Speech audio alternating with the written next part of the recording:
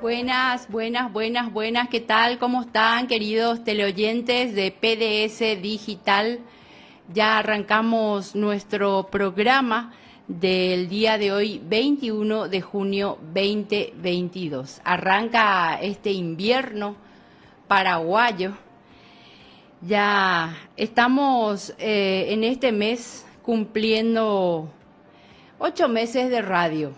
El radar de la AMJP, una visión de la justicia desde adentro. Un programa de la Asociación de Magistrados Judiciales del Paraguay. Hola, Matthew, está en controles allí. Enviamos un saludo especial a nuestro presidente, el doctor Ángel Coene. Ya recién estuvo con nosotros por acá dando todos los detalles, pero tiene otras reuniones, entonces él ya se retiró, así que le enviamos un saludo especial también a todos los miembros del comité ejecutivo, de la AMJP, de la comisión directiva. Bueno, hoy estoy solita, le envío un saludo especial a JJ también, que ya cayó también con la gripe. Paraguay está con gripe, todos. Así que vamos a cuidarnos porque es alto el contagio y también no se olviden de volver a implementar las medidas de prevención porque estamos nuevamente ingresando a la cuarta ola de COVID. Hay muchos casos de COVID nuevamente y me han informado incluso que en el Palacio de Justicia hay muchísimos casos de COVID nuevamente. Y eso se puede ver claramente en el ausentismo de los funcionarios. Así que por lo menos acá por Sajonia tenemos que cuidarnos muchísimo y también en todo el país porque están en aumento los casos de COVID y en julio, según el doctor Guillermo Sequera del Ministerio de Salud Pública, ya anunció que va a ser en su etapa, digamos, de mayor contagio.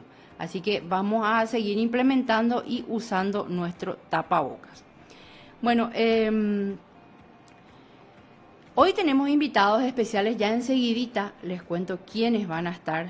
Yo voy a dar un pantallazo así de alguna información, después ya entran nuestros invitados especiales del día de hoy. Hoy le toca a la Defensoría, así que ya van a estar enseguidita aquí. Vamos a hablar un poco del aniversario, 30 años de la jura de la Constitución Nacional. Se llevó a cabo ayer en el Salón Auditorio del Palacio de Justicia con presencia del presidente, podemos ver imágenes, ¿verdad, Matthew? Del presidente de la Asociación de Magistrados Judiciales, el doctor Ángel Coene, y otros directivos de la Asociación de Magistrados. Estuvieron el doctor Javier Esquivel, la doctora Liz Cañete, estuvieron otros miembros también de la Asociación de Magistrados.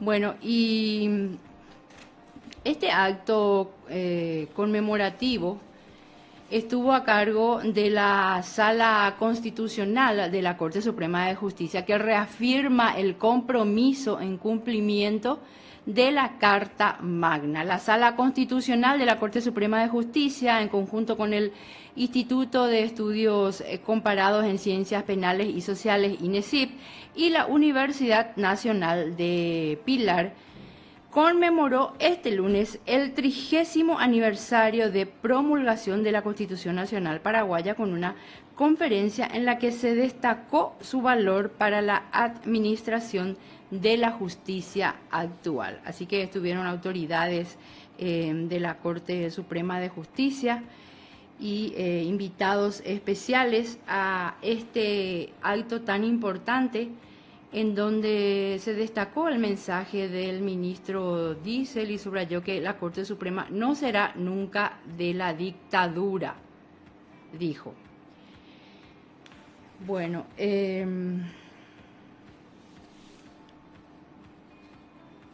también recordamos el aniversario número 30 del Jurado de Enjuiciamiento de Magistrados, este acto conmemorativo también que se realizó el 20 de junio de 1992 se sancionaba y promulgaba la Constitución de la República del Paraguay y con ella nacía el Jurado de Enjuiciamiento de Magistrados.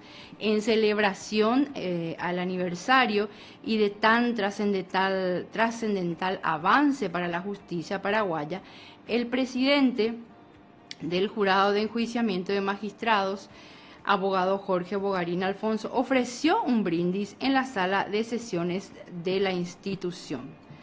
También allí estuvieron invitados especiales. No sé si podemos hablar brevemente, Matthew, con el doctor Florentín López Cáceres también, quien estuvo allí. Él es expresidente también del Jurado de Enjuiciamiento de Magistrados, miembro del Consejo de la Magistratura. Y vamos a ver un poco si podemos contactarnos con él. Por la defensa pública también estuvieron presentes el abogado Edgar Ríos Parquet, defensor adjunto en lo civil de la niñez y la adolescencia. Por el Consejo de la Magistratura estuvieron el doctor Oscar Pacielo, abogado Gustavo Miranda, abogado César Rufinelli y el diputado Roberto González. Ministros de la Corte Suprema de Justicia, Luis María Benítez Riera, Eugenio Jiménez, Víctor Ríos y María Carolina Llanes. Estuvieron también presentes, como decía, los doctores Florentín López Cáceres, Marcelino Gauto, Luis Enrique Chase Plate, Luis Alberto Caballero Krauer, Adrián Salas y Cristian Griskovic. Bueno, ¿estamos en contacto? Bueno, estuvieron entonces así presentes en este acto importante del Jurado de Enjuiciamiento de Magistrados. Estamos en contacto con el doctor Florentín López, abogado expresidente del Jurado de Enjuiciamiento y miembro del Consejo de la Magistratura. Buenas tardes, doctor, ¿cómo está usted? Buenas tardes, ¿cómo estás? Le saluda Celsa Pereira, acá del radar de la AMJP. Bueno, me alegro de saludarle igualmente. Bueno, doctor, comentarnos un poquitito este aniversario del jurado donde usted estuvo anteriormente. Usted dijo en algún momento que el jurado de enjuiciamiento de magistrados es la herramienta de la clase política para someter a la justicia.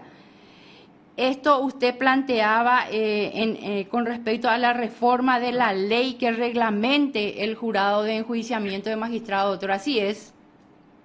Bueno, efectivamente, en primer lugar tengo que señalar que los constituyentes del 92 introdujeron esta institución, que es un órgano extrapoder, que no forma parte de los poderes del Estado. Hay mucha gente que pensaba que formaba parte del Poder Judicial, pues sin embargo no es así. El jurado viene de la legislación argentina. Sí. Los argentinos tienen jurado de enjuiciamiento hasta hoy. Sin embargo, la Constitución paraguaya del 92 tiene sus antecedentes más cercanos en la Constitución española de 1978. Y de la Constitución colombiana y también en parte de la Constitución portuguesa. Sí. Ahora bien, pasa que el jurado nació mal, nació con una estructura, pero diferente, que contradice a la finalidad de la institución. Con el jurado se creía en ese entonces, se podía buscar la independencia de la justicia, que era la herramienta necesaria para poder corregir los males del Poder Judicial. Y que donde lo fundamental es su falta de independencia, su dependencia del factor político y también del factor económico, que a lo mejor es más fuerte que el político. Pero no se podía lograr eso porque su estructura tenía una connotación demasiado política, sí. Que quienes elaboraron el proyecto de la Constitución y sostuvieron esa estructura, pensaron que metiendo un representante del Ejecutivo, 2 representantes del Consejo de la Magistratura, 2 del Senado, 2 de diputados y 2 de la Corte, se estaría legitimando la competencia de los miembros del jurado. Pero sin embargo, con el tiempo, el resultado fue totalmente negativo y contrario. Véase que el juicio de responsabilidad de Paraguay nace en el siglo pasado y estuvo basado en el Código Procesal Civil Argentino, que fue adoptado por nuestro país, allá por el año 1890. Después van a venir otras leyes, va a aparecer la 391, va a aparecer la 325, la Ley de Organización Judicial, que hasta ahora está en vigencia, y después recién con la Constitución del año 92 va a aparecer el jurado para el juzgamiento de la responsabilidad de los magistrados judiciales. Pero ¿cuán grave fue el problema? Que los constituyentes plasmaron en la Constitución, con la esperanza de mejorar la justicia, las leyes que fueron dictadas fueron totalmente contrarias a la Constitución para cumplir esos fines. Y eso está a la vista. La ley 131/93 consagra el enjuiciamiento de oficio, la suspensión de oficio y del magistrado. Entonces, ¿qué es lo que ocurre? El pobre magistrado va ante el jurado por cualquier denuncia o porque a los miembros del jurado se les antojó, entonces le enjuician el oficio, le suspenden el oficio y le echan. Yo suelo comparar esto como un partido de fútbol, donde el juez enjuiciado juega solo contra 8 personas. Él no tiene arquero, entonces va a tener que perder siempre.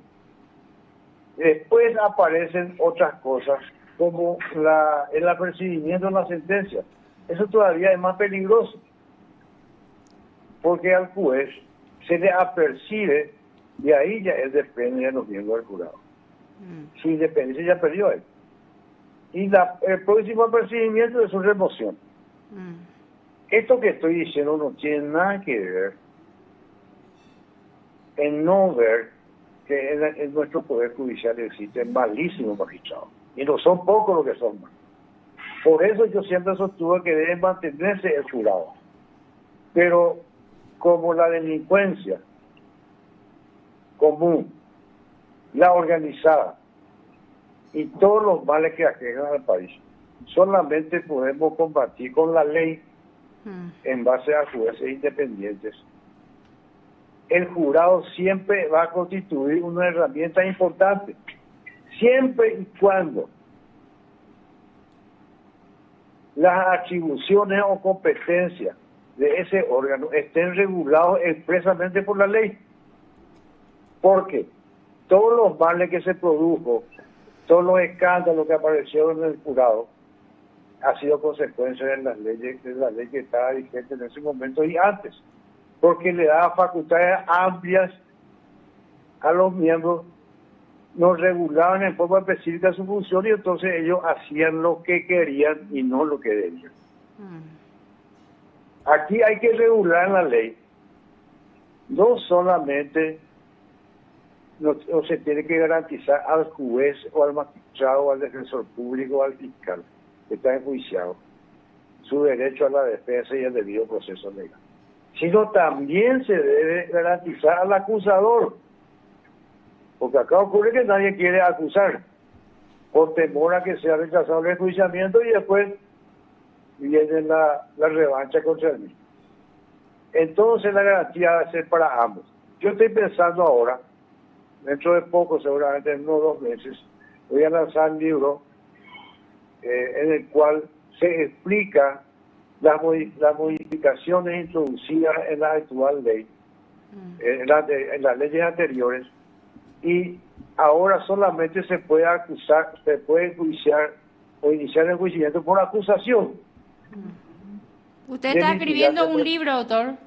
y estoy preparando ahora para explicar eso, y creo que allá estoy terminando ya, creo que en agosto, falta poquito, más o menos, ya vamos a publicar, vamos a lanzar, y yo le vamos a invitar a usted ahora para claro, que claro, vamos a estar, doctor. ¿Y cuál va a ser el título, doctor?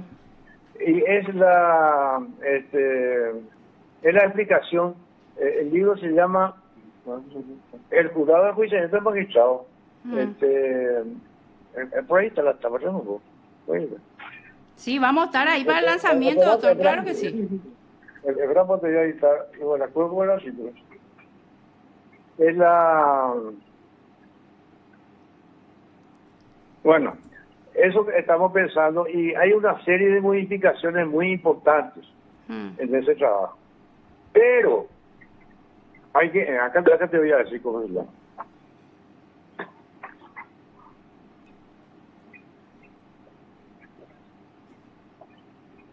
En agosto entonces se va a lanzar esto, doctor.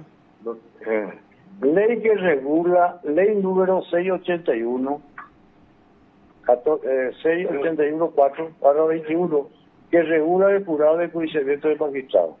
Antecedentes legislativos, anteproyectos de ley presentados, comentarios de la ley vigente, comentarios finales.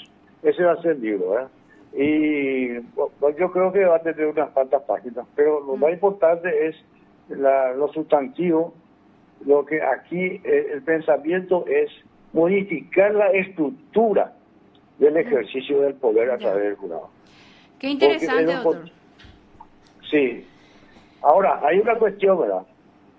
Hay que regular en la ley para que se hagan efectivas las garantías constitucionales, tanto a favor de los enjuiciados como a favor de los acusadores. Porque acá lo que queremos es que haya justicia en el país. Porque hay muchísimos jueces que se apartan de la ley y hacen cualquier cosa. Eso tiene que ser echado en base a un proceso por la vía de la acusación, que tenga la posibilidad de defenderse del juicio. Pero el juez también tiene que ser imparcial, debe ser jurado. Y que ofrezca garantía para ambas partes. De otra manera no vamos a poder avanzar hacia la independencia de la justicia y mucho menos hacia el Estado de Derecho y la institucionalización de la República, que es lo que... Excelente, doctor. Bueno, te dejamos trabajar, doctor, y muchísimas gracias por este contacto, y ya vamos a estar seguramente en el lanzamiento de su libro. Le vamos a invitar, dentro de poco va a ser eso. Sí, en agosto. Muchísimas gracias por la invitación y por la entrevista. Bueno, muchas gracias, hasta luego, doctor, éxitos. Lo escuchaste aquí en PDS. Bueno, estuvimos en contacto telefónico con el doctor Florentín López Cáceres, abogado, expresidente del Jurado de Enjuiciamiento de Magistrados y miembro del Consejo de la Magistratura. Él decía los males del Poder Judicial. Entre ellos está la falta de independencia judicial. Ya nos vamos a una pausa y les digo quiénes van a estar hoy como invitados especiales. Hoy es el Día de los Defensores, es el programa de ellos, así que ya enseguidita retornamos con el doctor Edgar Ríos Barquet, Henry von Lucken, Pablo Costantini. El rol de los defensores civiles, casos recurrentes. Ya regresamos.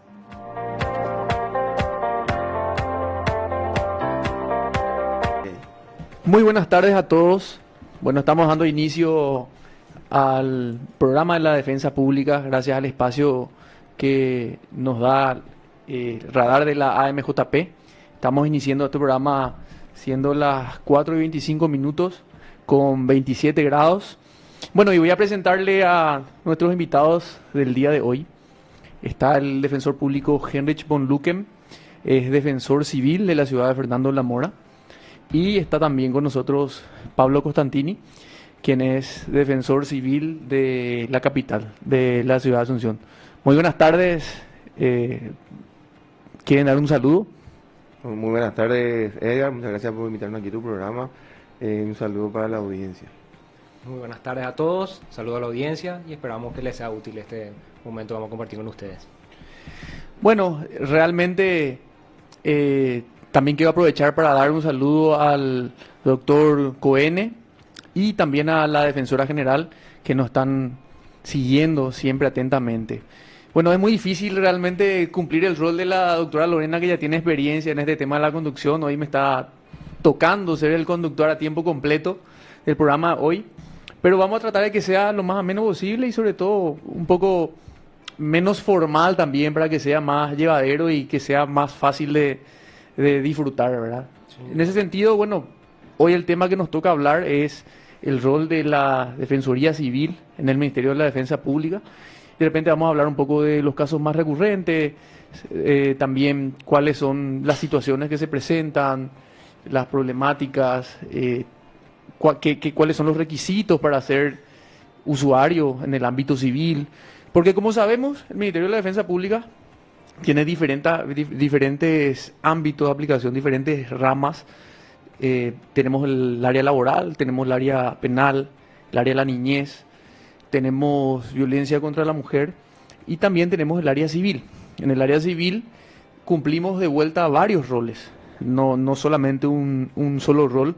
Y entonces vamos a empezar, le voy a preguntar primero, Henrich, ¿cuáles son los roles o las funciones que puede cumplir un defensor civil? Bueno, primeramente el defensor civil, así como su nombre lo indica, ¿verdad? Ya tendríamos tener una idea que se tramitarían lo que son en el fuero civil, causas civiles, ¿verdad? Divorcios, disoluciones, pero así como bien decís, el rol del defensor civil va un poquito más allá, ¿verdad? También se encarga de la defensa de las personas con discapacidad, aquellas que son juicios de insanía, inhabilitación, ¿verdad? Y también para el caso nuevamente de los civiles, para el defensor de los ausentes, ¿verdad? ¿Y quiénes son los ausentes? Los ausentes son estas personas que son demandadas por algún motivo en el cual su domicilio o paradero es desconocido. Entonces, como el legítimo derecho de la defensa en juicio lo garantiza la Constitución, el Estado le provee a estas personas un defensor público, ¿verdad? Para que lo asista en esa defensa, en ese juicio, mientras dure su estado de ausencia, ¿verdad? Esa intervención del defensor civil de ausentes, ¿verdad? Terminaría al momento en que esta persona comparezca al juicio, ¿verdad? Y su domicilio sea conocido.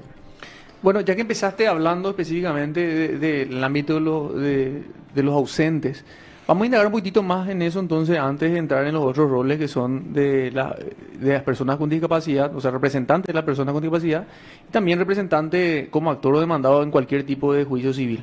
Entonces, Pablo, respecto a los juicios ausentes, ¿cómo es que una persona es declarada ausente? ¿Qué tiene que pasar y qué tienen que hacer ustedes dentro de un juicio cuando se les nombra como defensor de ausentes? Perfecto.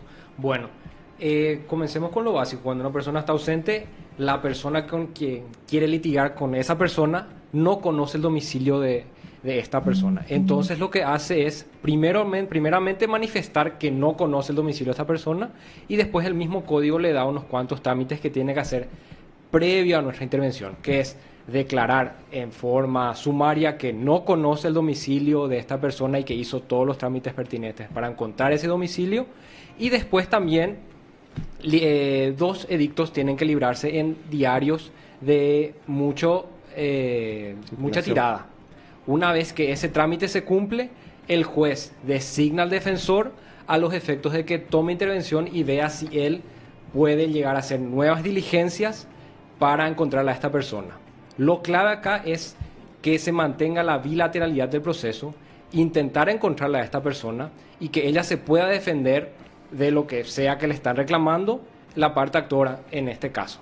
Entonces lo que normalmente hacemos es, cuando nos corren traslado de esa situación, nosotros, según las facultades de nuestra ley y solicitando medidas de mejor proveer, solicitamos otros oficios, normalmente a Migración, a la SED, a la Policía Nacional, después también solicitamos al TSJE, todo esto buscando últimos domicilios de esta persona y lo más importante, si esta persona sigue viva o si es que esta persona está o no todavía en el país. porque pueden ser muchas veces, nos ha pasado que esta persona hoy en día ya está muerta, o efectivamente, como tengo ahora justamente uno, esta persona fue a Israel.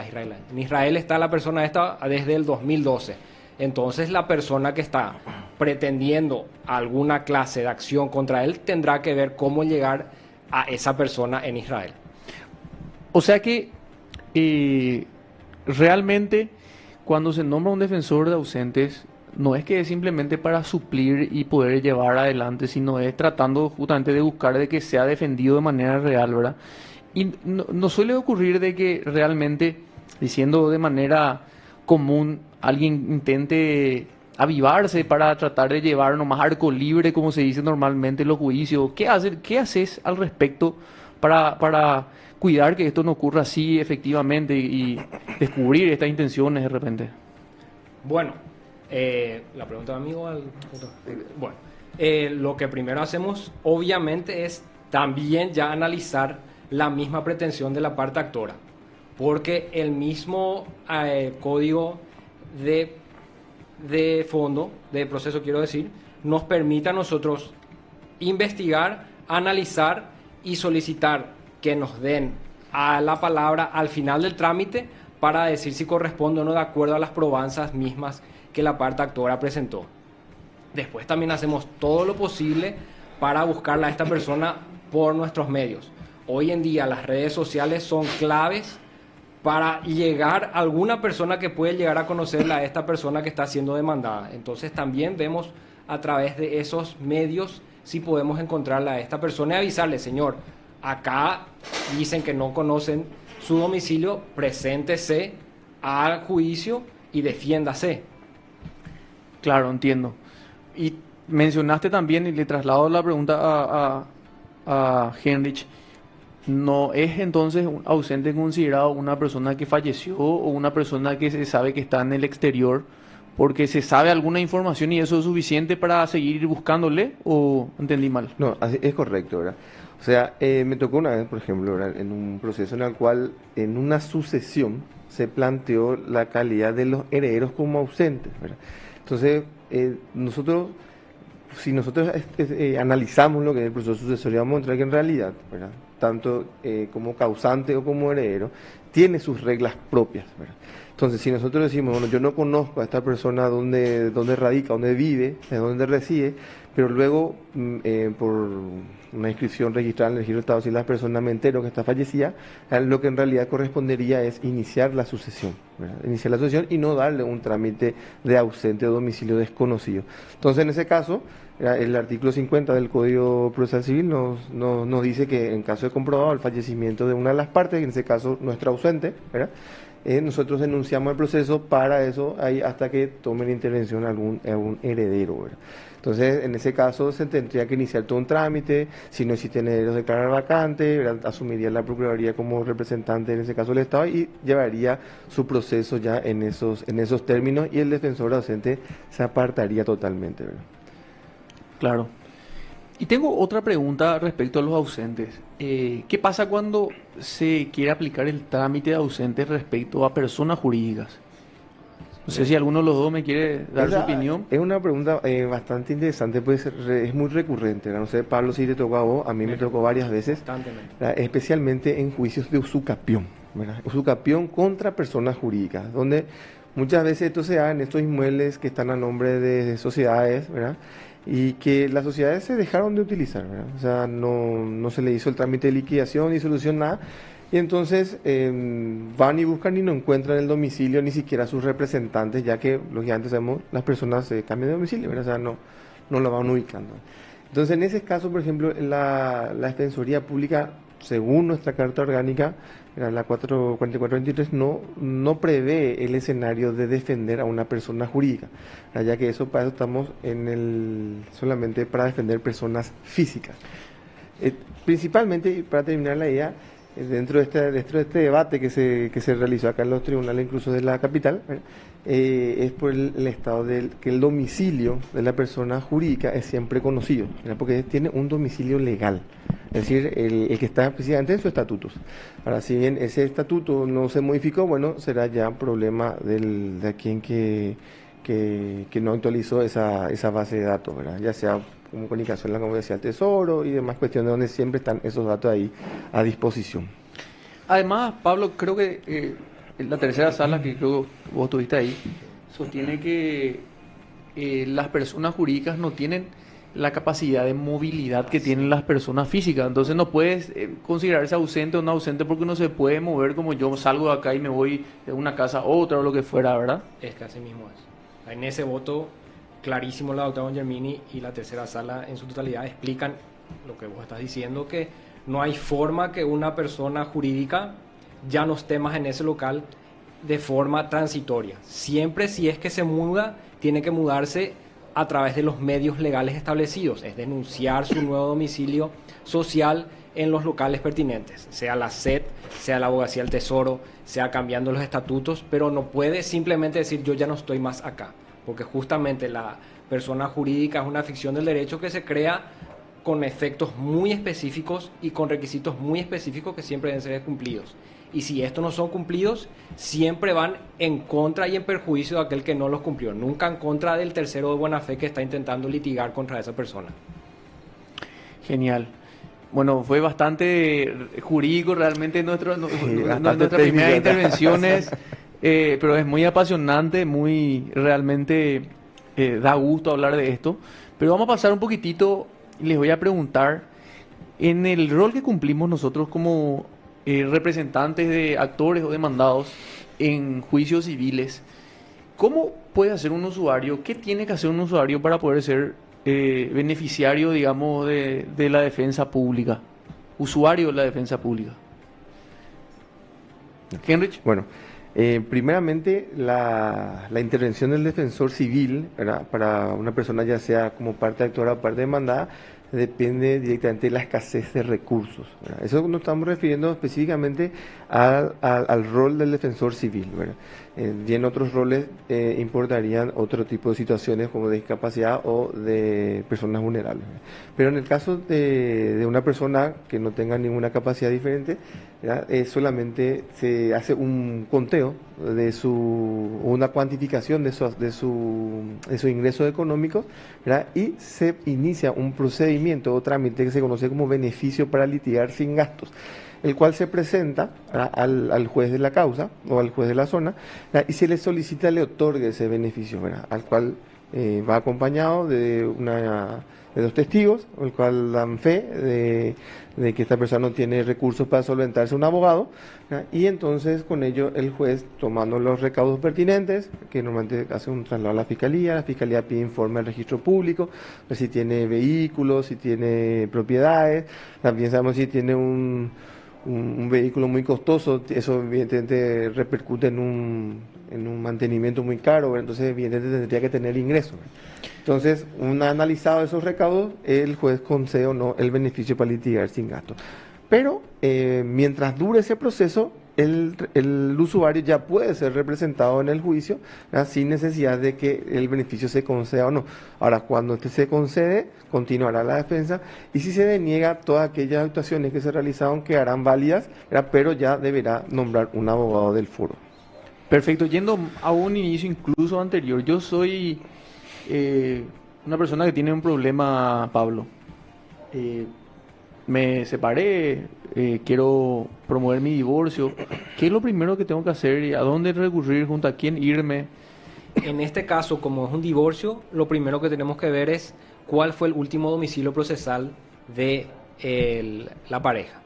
Supongamos que esta pareja vivía en Asunción, entonces correctamente le esperamos de 7 a 1 en Díaz de Solís, 1648, casi Mariano Roca Alonso, y venga y nos transmita esa preocupación y nosotros le vamos a dar un recibimiento caluroso y todos los requisitos necesarios que nos va a traer en un plazo establecido para que nosotros podamos iniciar ese trámite para usted.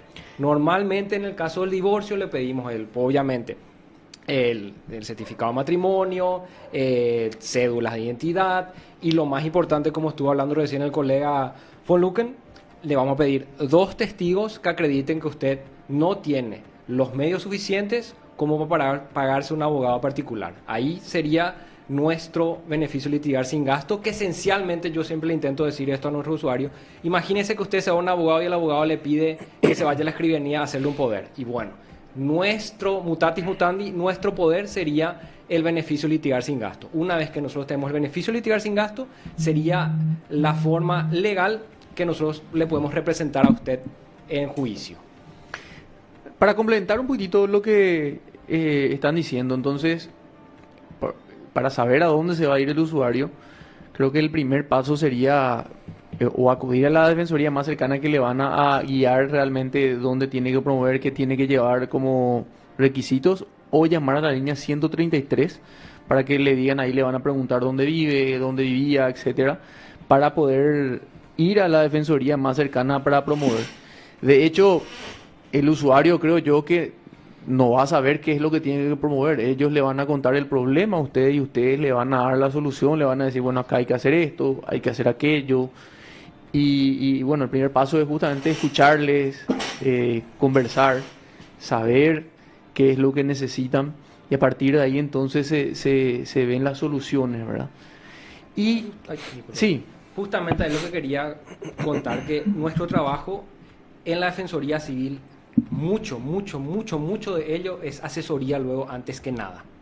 Nosotros no somos como los penalistas que reciben el caso y se van directo. Nosotros le recibimos a la gente y vamos desentrañando la cuestión legal de la cuestión sentimental, de la cuestión exógena al derecho. Entonces siempre primero le escuchamos a ver cuál es el problema.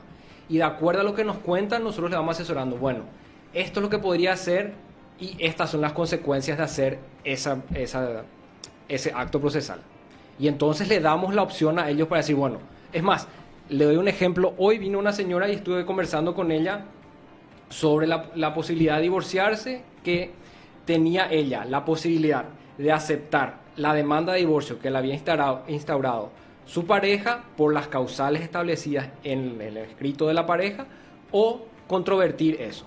Y le expliqué la situación de qué pasaría si acepta una u otra opción. Y ella finalmente me dijo, esto vamos a hacer. Entonces nosotros lo que intentamos hacer es darle el panorama, abrirle la cabeza, darle a entender las consecuencias jurídicas de punto A o de punto B, para que ellos, que finalmente son los interesados y los perjudicados si es que tomamos una mala decisión, acepten que, bueno, esto es lo que quiero hacer. Entonces, así como me decís, muchas soluciones pueden venir incluso extrajudicialmente, o sea, pueden no llegarse a juicio y se pueden solucionar. No sé si a usted les tocó ya poder solucionar antes de iniciar juicio. ¿Qué hicieron para eso, Henrich? Efectivamente, así como decir, o sea, el defensor per se tiene facultades de mediación, de mediador. Incluso el Ministerio de la Defensa Pública cuenta con una oficina de mediación, que es importante decir que hay una sede del Ministerio de la Defensa Pública por cada circunscripción. O sea, tenemos en Central, tenemos San Lorenzo, Fernando de la Mora, Luque, Limpio, ¿verdad? Asunción, acá en la capital, ¿verdad? Y que...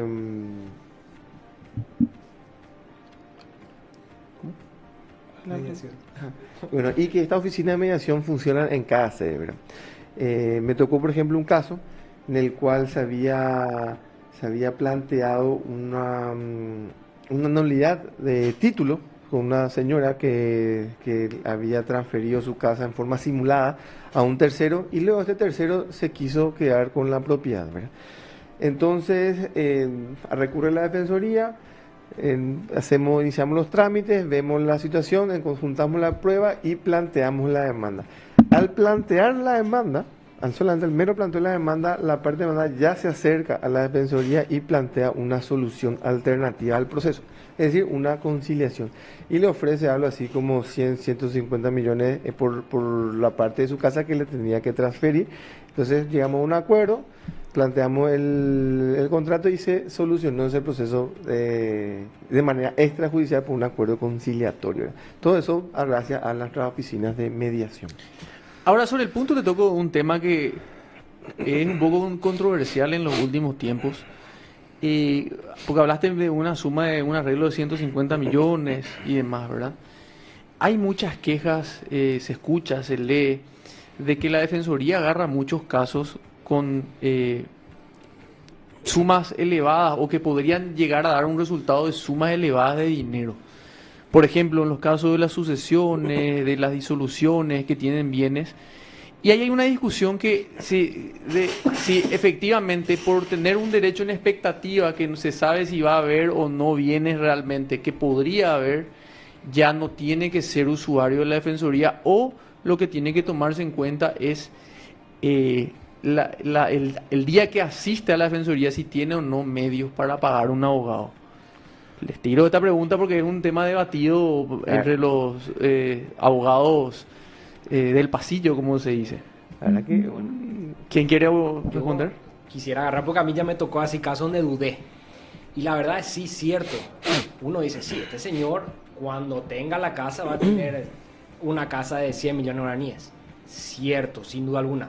Pero ese señor a hoy, cuando vino y me pidió que le asista en este tema, era, y no por ser despectivo, era un señor, era un gomero. Y no es malo eso, pero era un gomero que tenía todo su sueldo o todo su ingreso mensual ya ubicado en ciertos lugares y no tenía la liquidez ni la capacidad económica para solventar a un abogado que le cobre 500.000, 1 millón o 2 millones mensuales. Sin duda alguna, al final de toda la jornada iba a tener una casa de 100 millones de guaraníes. Pero en ese momento, cuando él necesitó que la justicia le ampare, él no tenía los recursos suficientes como para que un abogado particular le ayude a conseguir esto. Entonces, aparte no sabemos si realmente se le va a adjudicar a él, qué pasa si aparecen otros hijos más, qué pasa si se plantea no sé, una nulidad de título, no sabemos qué puede pasar por el camino. Es más, continuando con esta historia, esa misma persona, cuando nosotros iniciamos la sucesión, éramos los únicos herederos de esa casa de 100 millones de guaraníes. Posteriormente al inicio de la demanda y con la publicación de los edictos, ya fuimos 6 personas ahí. Entonces, cuando esa expectativa de quedarse con una casa de 100 millones de guaraníes como único propietario cambió total y radicalmente cuando yo soy un copropietario de un inmueble de 100 millones de guaraníes entre 6 personas. Entonces, seamos sinceros, no es que el señor se quedó con 100 millones de guaraníes, se quedó con 100 millones de guaraníes dividido 6. ¿O qué pasa si aparece un acreedor? Sin duda alguna. Entonces, te amplío más la pregunta, esta es una cuestión tipo axiológica esto. Porque imagínate usted que ante esa expectativa de heredar esa propiedad, imaginemos que sea el único dueño, o sea, que sea el único heredero, ¿verdad? Vos le estás pidiendo a esta persona, básicamente, que abra la sucesión para adjudicarse una casa, para después vender esa casa y con eso pagar al abogado. Y se queda sin la casa. ¿Verdad? Entonces, acertadamente un asistido me dice, pues, deja nomás entonces, ¿verdad? O sea, me voy a quedar viviendo en la casa y no abro nunca la sucesión. Pues es lógico, ¿verdad? O sea, si, pues yo te digo una cuestión axiológica, si el pacto de cuota litis, ¿verdad? Porque ahí es donde finalmente radicaría, es la expectativa de ganancia que tiene y que pacte el abogado sobre esa ganancia. Ya que bien sabemos que de ontología jurídica es de repente un poquito hasta cuestionado, ¿verdad? Pero desde el punto de vista, desde la Defensoría Pública al menos, ¿verdad? Esa situación ya va relegada al juez y zanjada por nuestra parte que no tenemos que hacer esa investigación. De hecho, lo normal, según el conocimiento que tengo yo, es que cuando un abogado va a agarrar un trabajo por pacto cuota litis sin recibir ningún dinero como gasto, aumenta el porcentaje de la cuota litis, ¿verdad? Que puede llegar hasta el 40%, ¿verdad? Así mismo. Imagínense, entonces, se queda sin la mitad de lo que estaba tratando de conseguir, ¿verdad? Y también yo quisiera decir que si existe ese cuestionamiento, si estamos actuando bien o mal, hay que acordarse que el beneficio de litigar sin gasto puede ser impugnado por la parte que crea que nosotros o la persona que está solicitando nuestro servicio no es una persona ni objeto del Ministerio de la Defensa Pública. Entonces, por supuesto que nosotros estamos abiertos a ser impugnados en nuestra representación si la parte que considera eso impugna adecuadamente con las pruebas, mostrando, señor, esta persona está engañándole a la ley a los efectos de no pagar un abogado. Y miren, nosotros estamos totalmente a favor de que se nos demuestre eso, porque nosotros tenemos suficientes casos como para intentar también llevar casos de aquellos que, por ser coloquialmente en la palabra, se están avivando. Sí, Pero aparte de eso, bueno, nosotros realmente nos manejamos por un presupuesto público que está destinado para una función específica, que es justamente para que los verdaderos beneficiarios del sistema sean los que puedan realmente acceder al servicio. O sea, le está restando calidad de repente al servicio el hecho de que personas que no son beneficiarias accedan al servicio. Y ahí mi pregunta es, ¿qué pasa si ustedes les preguntan? Hemos sacado nosotros un manual de buenas prácticas que se ha estandarizado justamente unos cuestionarios. Ustedes realizan las preguntas, verifican en el sistema si tiene o no bienes, le indagan realmente correctamente, pero igual a ustedes les queda duda si tiene o no tiene que ser usuario. ¿Qué pasa en esos casos, por ejemplo, Henrich? Bueno, en esos casos, por ejemplo, siempre hice con un ejemplo, de repente puedo entender, ¿verdad? En un rol ya un poquito más distinto al de civil, me toca un caso de un funcionario de la ANDE, ¿verdad?, que viene a la Defensoría a solicitar en nombre de su hijo, ¿verdad?, se le declare insano, ¿verdad? Pero en realidad bueno, con el perdón de la expresión, en realidad tendría que decir persona con discapacidad, ¿verdad?, pero en realidad esta persona estaba con un cuadro de toxicomanía, ¿verdad? Entonces nosotros comenzamos a indagar a este señor y resulta ser que era un funcionario de la ANDE que ganaba algo así como 20 millones de guaraníes mensuales, ¿verdad? Entonces le dijimos, señor, mira, yo te quiero ayudar, ¿verdad?, pero a representarte a vos directamente me va a resultar un poco complejo por tu caudal económico muy grande. Entonces ahí yo creo que podríamos optar por dos situaciones en ese caso puntual, ¿verdad?, ya que estamos frente a una persona con una situación de discapacidad, ¿verdad?, temporal en este caso, ¿verdad? Primeramente le hacemos un asesoramiento y le decimos, mira, esto es lo que tendrías que hacer, ve con un abogado, ¿verdad? O bien hacemos una denuncia por acta y le entramos a representar directamente con la persona insana, lo cual es muy riesgoso, ¿verdad? Porque uno no tiene acceso, esa persona no sabe si realmente está en esa situación que dice estar, ¿verdad? O sea, tendríamos que hacer ya una constitución y todo un movimiento realmente importante, ¿verdad?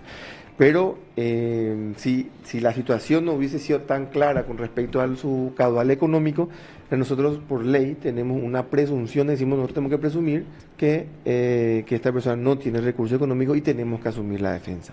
Pero eso es una imposición legal, no es a lo que nosotros decimos. ¿Y qué pasa? Voy a hacer un hipotético. ¿Qué pasa si esta persona que vino con 20 millones de guaraníes te trae que realmente extracto de préstamos, te trae recibos de medicamentos bastante onerosos, tiene una enfermedad? ¿Qué pasa si te trae que se le está por prestación alimenticia sacando mucho dinero y le sobra poco?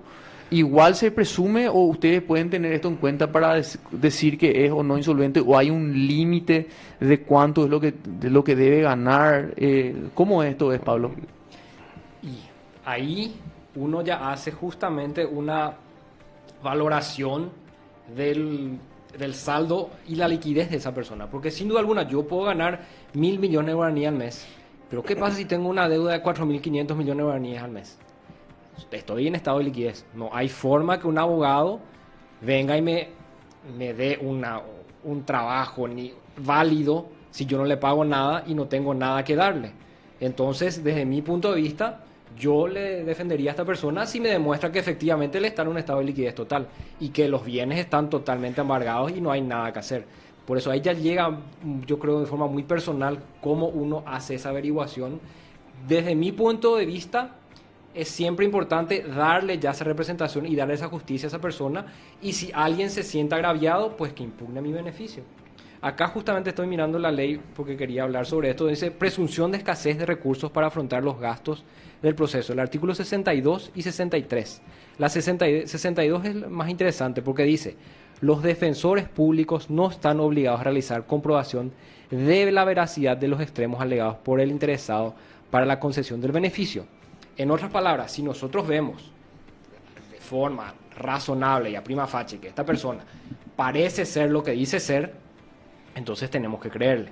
Entonces después tenemos el artículo 63 que dice: la tramitación del beneficio litigar sin gasto hace presumir a los jueces la imposibilidad del requirente para afrontar los gastos del proceso, sea como demandante, demandado o tercero. Para la determinación de la insuficiencia de los recursos, en ningún caso los jueces la realizan sobre la base de pautas rígidas. Ahí es lo que justamente estamos hablando, que uno tiene que analizar de la forma más humana posible y razonable posible. Tienen como mínimo en cuenta tales fines la situación socioeconómica del requirente y la de su grupo familiar, la integración del mismo y la posible regulación de honorarios en el asunto y la imposibilidad de solventarlos por su cuantía. Ahí justamente es lo que estamos hablando. Y acá viene aún más nuestra obligación de por qué tenemos que sí o sí darle justicia a esa persona. Artículo 64. En caso de duda, siempre se está a favor de la prestación del servicio. Eso es nuestra obligación como defensores. Pero, nuevamente, todo esto es un proceso bilateral. La parte con quien estamos litigando, sin duda alguna, en su momento puede plantear la impugnación de ese beneficio y demostrarnos que esta persona, de forma concreta, objetiva y solvente, está utilizando de forma inadecuada el servicio del Ministerio de la Defensa Pública. Muy interesante realmente el tema. Bueno, pero tenemos que ir a una pausa. Vamos ahora entonces a una pausa.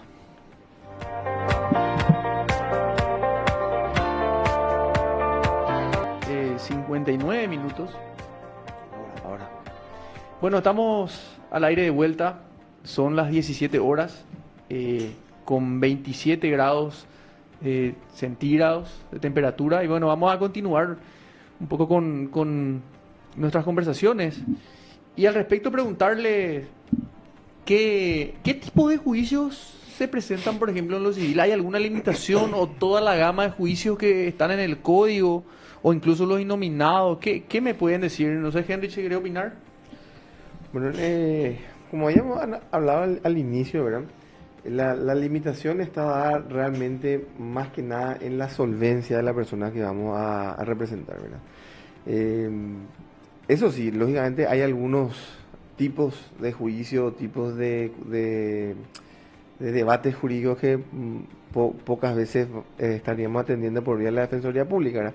Que justamente están relacionados con cuestiones de caudal económico elevado, que es la impugnación de estatuto de algún banco o una cuestión como esa, ¿verdad? Sería más sencillo explicar de los que no se podría de lo que sí se podría en realidad la gama de ¿Y qué no de se todos puede, ellos, por ejemplo? bueno, y por ejemplo lo que llamamos este tema de las constituciones de sociedades de gran envergadura, a ver, transferencia O sea, de acciones, lo que implica caudal ya económico. caudal económico. Exactamente. O sea, un juicio de quiebra, por ejemplo, por más que sea, o de convocatoria, por más de que haya mucho dinero en juego, podría ser porque por algo ya cayó o no. Dígame su opinión al respecto, Pablo. Nuevamente yo estoy a favor de lo que dice la ley y tenemos que presumir que tenemos que dar el servicio. Hay que nuevamente analizar de la mejor forma posible. Justamente tenía un caso acá que estaba comentando fuera al aire. Es que a mí me tocó una convocatoria de una señora que efectivamente ganaba un buen sueldo, 10 millones al mes ganaba. Pero la señora tuvo una enfermedad muy grave, muy costosa, que no tenía un seguro médico adecuado ni IPS, entonces ella se tuvo que costear esa enfermedad y su gasto, su ingreso mensual era 10 millones de guaraníes, pero su gasto mensual era 35 millones de guaraníes, de los cuales 20 millones de eso era solo en remedios. Esta señora, por supuesto, llegó a un momento donde ya estaba desesperada y vino y solicitó el servicio de la Defensoría para una convocatoria de acreedores. Yo analicé la situación y consideré que era pertinente, visto y considerando la situación económica en la que ella estaba y la liquidez misma de su persona. Ahí donde yo tuve, bueno, creo que esto hay que hacer. En su momento ella también, por suerte, tuvo una mejor pasar y cambió de abogado y se fue a un abogado particular y me pareció grandioso. Pero el inicio de la convocatoria lo hizo con nosotros. Entonces, desde mi punto de vista, siempre tenemos que analizar de una forma muy subjetiva. Tengo una pregunta acá, un oyente, que va dirigida a Heinrich von Lucke. Preguntan si el hecho de ser representados por un defensor público necesariamente implica que hay que ganar el juicio o que el defensor tiene que ganar el juicio, me preguntan. Bueno, en realidad responde a esa pregunta, la profesión del defensor público es una profesión la misma que de un abogado, ¿verdad? Es decir, yendo un poquito de la teoría, no sé si es técnico el que pregunta o un oyente no abogado, ¿verdad? Pero serían las dos versiones. Vamos a las dos versiones. La llamada, técnicamente, vamos a explicar que es son las llamadas obligaciones de medios, ¿verdad? Y no de resultados. Es decir, el defensor público, así como el abogado o cualquier otro profesional liberal como el médico, no puede prometer el resultado final. Es decir, no se da la posibilidad por varias razones, ¿verdad? Que hacen que se determine que uno pueda asegurar ese resultado, como sería, por ejemplo, un contrato de obra, ¿verdad? Un arquitecto te tiene que hacer una casa, ¿verdad?, donde las reglas de la física y la matemática te imponen a que ese resultado se pueda dar de forma controlada.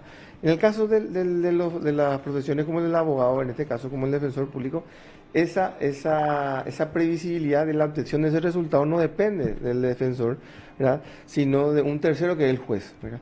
Y lo que en eso se le puede exigir a este defensor, a este abogado, es solamente una debida diligencia, es decir, que haga todos los pasos que debería de hacer de forma diligente y sin tropiezo, ¿verdad?, para buscar, lógicamente, conseguir ese resultado, ¿verdad? Incluso estas teorías son así un poco tanto objetadas, pero en realidad como la decisión depende de un tercero no podría necesariamente ganar sin lugar a duda el resultado. Podría darse el caso de que un abogado muy confiado asegure el resultado. Diga, sí, yo te prometo que vamos a ganar ese juicio, y en ese caso la obligación se transformaría en una obligación de resultado y no de medios.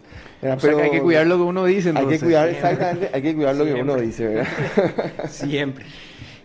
Hay otra pregunta de otro oyente para vos, Pablo, que dice: ¿qué es lo que se exonera con el beneficio de litigar sin gasto? ¿En qué ayuda el beneficio de litigar sin gasto? El beneficio de litigar sin gasto, lo más importante es que se exoneran las costas del juicio. En otras palabras, el honorario del abogado de la contraria y todo aquel otro gasto que pueda existir en el juicio. Supongamos que existe una pericia, una constitución en el juzgado en algún lugar fuera del radio urbano, ¿qué más puede haber? Notificaciones, todo lo que implica gasto monetario para la persona, fotocopias del expediente, pero ese por supuesto ya entra realmente en gastos, pero ese nosotros asumimos el gasto sin problema. Pero eso es lo que realmente se estaría exonerando a la parte que viene a la defensa pública para ser representados por nuestra institución. Lo más importante realmente, que es lo que siempre uno piensa en gasto del juicio, es el honorario del abogado de la contraria, si uno pierde. Eso es lo importante. La ideal es no perder, por supuesto, pero... Aprovecho este momento para mandar un saludo a los que nos están mandando también saludos a nosotros que nos están viendo, a la doctora Rilsi Pérez, a Madelén Martínez, a Jiménez y también a Juan José Oviedo de parte de Cristian Peralta y de José Torres. Qué grande. Muchas gracias. Entonces, yendo otra vez al punto que estaba diciendo, y efectivamente se puede, ¿cómo se hace para exonerar, por ejemplo, una pericia o cuando se necesita hacer un desalojo y se necesita un oficial de justicia, o cuando se necesita una intimación de pago y se necesita un oficial de justicia? ¿Cómo opera esto en la realidad? Y bueno, en un mundo ideal, porque eso es lo que tendría que ser, la institución tendría un excelente presupuesto donde nosotros como defensores solicitaríamos esa diligencia a la institución que tiene un recurso específico para eso, que el Senado y los congresistas entienden el trabajo que hacemos y a quién le ayudamos y nos den esos fondos, y entonces nosotros solicitaríamos esos fondos para pagarle a ese tercero. La triste realidad es que normalmente ese costo o lo hacemos nosotros en nuestro bolsillo o lo transferimos directamente al usuario. Esa es la verdad. Porque como esta persona que tiene que ser utilizada por el juzgado es un tercero en el proceso y obviamente por su trabajo tiene que cobrar algo, de algún lado tiene que sacar los fondos. O de nuestro bolsillo o el bolsillo del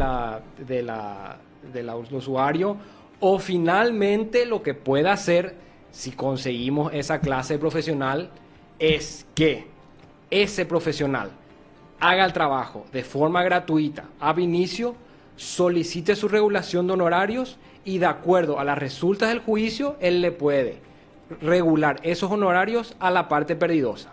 Esa es otra opción también. Genial. O sea, es complicado entonces. Sí, nada de nuestra función es sencilla, esa es la verdad. Es bastante complejo porque si te pones un poquito más a analizar este beneficio de litigar sin gastos, cuando se vio por el tema de tasas y gastos judiciales, por constitución del juzgado, gastos de ujier, ¿verdad?, que están en la acordada 516, donde se exoneran. Pero ¿qué pasa con esos gastos que son fuera del Poder Judicial? Por ejemplo, la publicación de dictos de una disolución, ¿verdad?, que cuesta algo así como 300.000 guaraníes. Correo comercial. Correo comercial. O los gastos de dictos de una sucesión, ¿verdad? O sea, todo eso no asume el Poder Judicial, ni mucho menos, ni tampoco el particular, el tercero, que en este caso serían los diarios de gran circulación, ¿verdad? Entonces, sería interesante organizar o orquestar de alguna manera algún rubro, ya sea vía presupuestaria o bien, como lo creo que actualmente lo hace la Procuraduría, ¿verdad?, con regulación de honorarios, ¿verdad?, de los defensores a la contraparte, ¿verdad?, a fin de generar una suerte de ingresos o fondos, ¿verdad?, para poder solventar estos gastos de publicación, los gastos de un perito, porque peritos calígrafos se suelen utilizar, también casos de mensura que se dan a veces cuando estamos con una cuestión de límites y demás, ¿verdad? De hecho, el fin de semana pasado, la semana pasada, vinieron defensores del Mercosur a hacer una pasantía acá a Paraguay, y compartiendo con ellos nos comentaron los defensores de la Argentina que ellos tienen esa posibilidad en el fuero penal, sobre todo bastante, que no se exige un beneficio, digamos, de litigar o una insolvencia, sino cualquiera puede optar, la posibilidad de realizar regulaciones, y eso va todo a un fondo de gastos judiciales. Entonces, a partir de ahí se pagan pericias. Ellos me contaron que pagaban incluso cauciones personales en el ámbito para fianzas personales. Entonces, es una idea muy interesante. Yo les invito que puedan ustedes ir pensando también y presentarle a la Defensora General también alguna idea que tengan en sus respectivos fueros, en el fuero civil, cómo creen que pueda aplicarse eso. Sí. En el fuero penal creo que esto está previsto, ¿verdad?, pero para el caso del abandono de la defensa. Me tocó una vez en el cual se declaró el abandono de la defensa, entramos, ganamos con un sobreseimiento definitivo y intentamos hacer esa regulación y está organizado, pero es una situación extremadamente excepcional. Yo creo que podría, a partir de eso, un poquito expandirse, así como bien lo explicaste con los defensores del Mercosur, ¿verdad?, que nos dieron su experiencia en otros países. Como idea sería excelente tomar la estructura de la Procuraduría y a que ellos regulen los honorarios cuando ganan. O sea, no siempre nuestro defendido no tiene la razón. Hay veces que tenemos la razón y la parte actora no la tiene y le podemos ganar. Acuérdense que no solo hacemos cuestiones civiles que son matrimonio, divorcio, sucesiones, también hacemos cuestiones comerciales que son juicios ejecutivos, hipotecarios, toda esa gama de cuestiones comerciales que hacen al bolsillo de la persona específicamente, y hay veces se gana y a veces se pierde, pero no siempre la parte actora que está reclamando un derecho tiene la razón.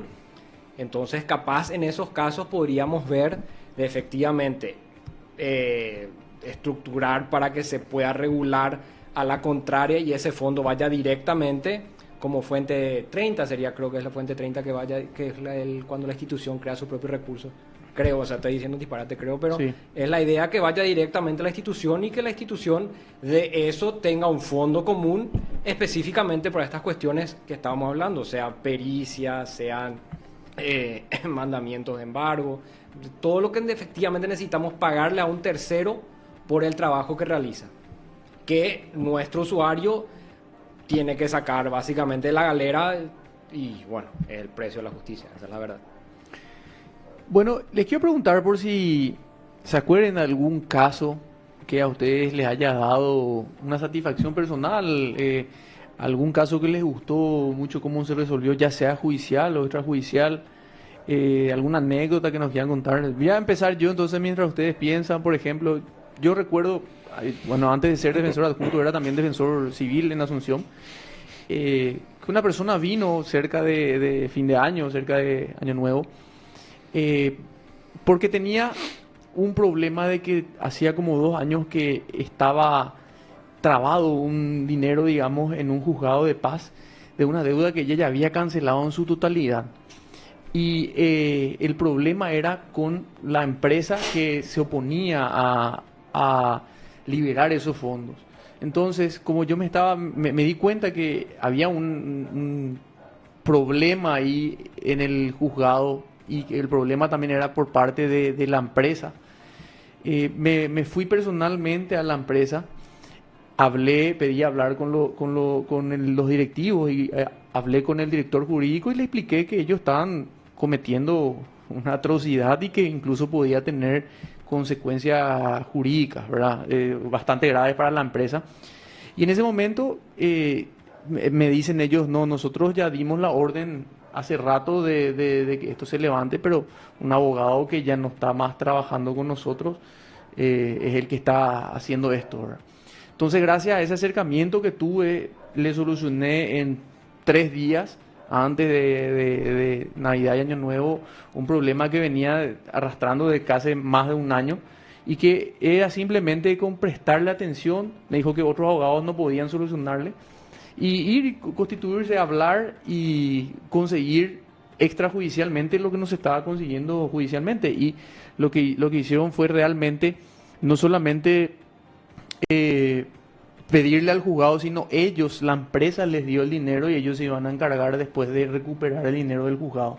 A mí eso me dio mucha alegría porque ellos manifestaban de que realmente nadie le hacía caso y que por fin alguien les escuchaba, ¿verdad? Cuestiones así que a veces no son ni siquiera ganar un incidente o ganar un juicio, sino son cuestiones humanas de repente.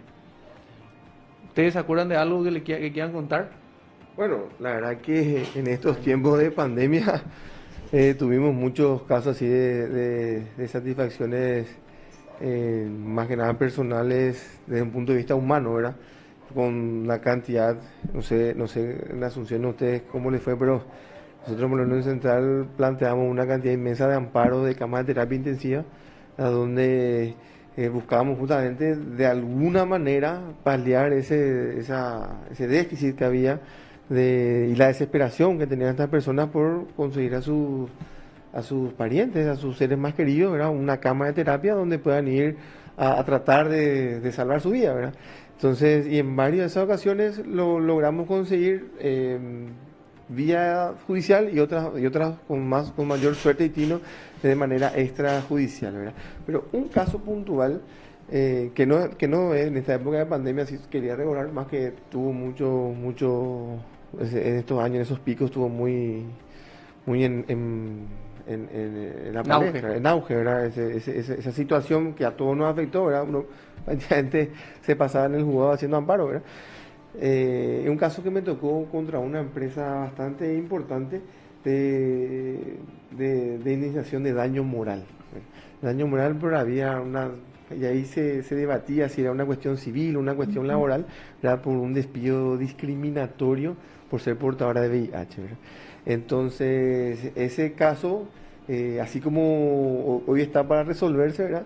La persona realmente muy agradecida, creo que FONACIDA, creo que se llama la asociación que también le hace un seguimiento y un acompañamiento a estas personas que están en esa situación, ¿verdad? Logró desarrollar un proceso bastante interesante que por la previsibilidad tendría que hacerse lugar a la demanda, es decir, tendría que lograr esa indemnización al cual se estuvo apuntando por esa situación discriminatoria que le afectó incluso en sus dolencias más íntimas, ¿verdad? Pero esta persona, a razón de esa atención, ¿verdad? Sintió una satisfacción bastante grande, pues es justamente así como decir, le escuchan, ¿verdad? Pues a esas situaciones, estas personas cuando están en esa situación realmente son un poquito más, se encuentran un poco más aisladas, ¿verdad? Y con esto la Defensoría como que les acogió, les atendió y le dio esa contención necesaria y otra vez les busca una solución económica al problema, ¿verdad? Y por lo general, mucha gente piensa que, bueno, la Defensoría Civil lo único que hace son divorcios, disoluciones, adición de apellido. ¿Tuvieron casos complejos también o algo que ustedes consideren complejo o solamente se llevan casos sencillos? ¿Qué pueden decir al respecto? Pablo. A ver, complejo puede haber en el tecnicismo jurídico que de cómo resolver la cuestión. Eso tuvimos unos cuantos casos ya, que gracias a que le encontramos la vuelta de forma técnica y jurídica a la cuestión que estaba planteando la parte actora, ganamos el pleito.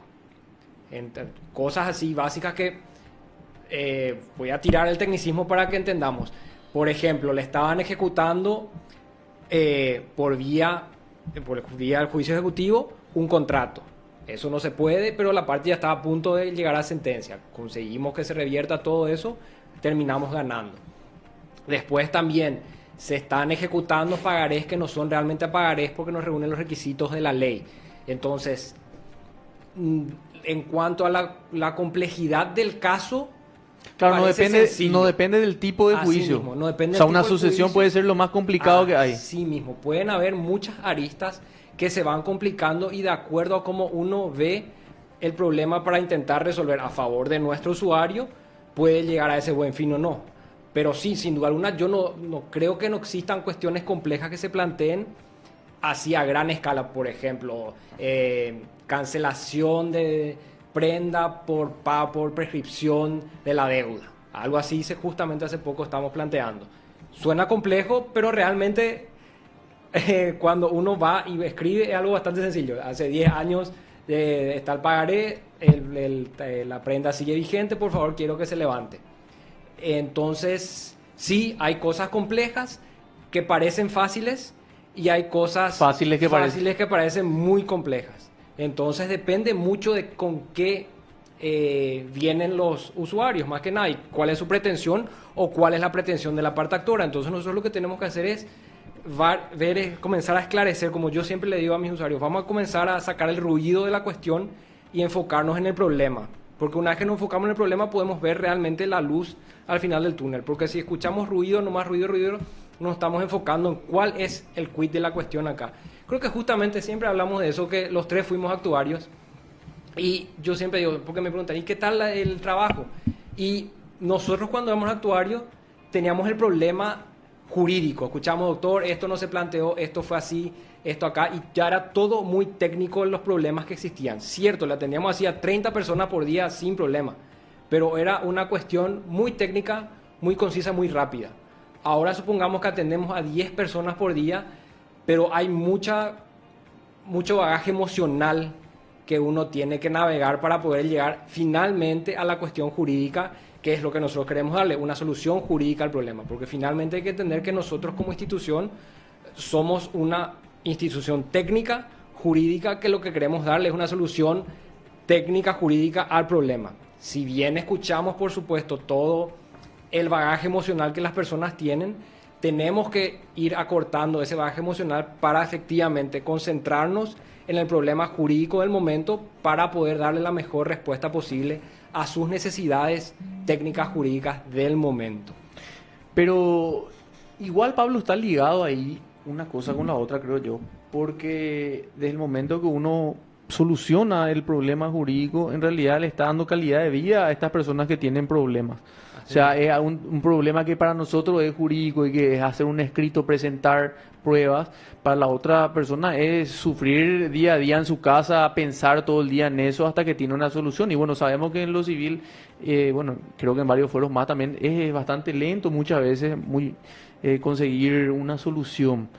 Entonces, yo creo que esa contención emocional que le damos nosotros al escucharles, al no apurarles también tanto, muchas veces le da tranquilidad también a los usuarios. Es que yo creo exactamente lo mismo, por eso justamente recalqué que mucho de nuestro trabajo en lo civil es asesoría.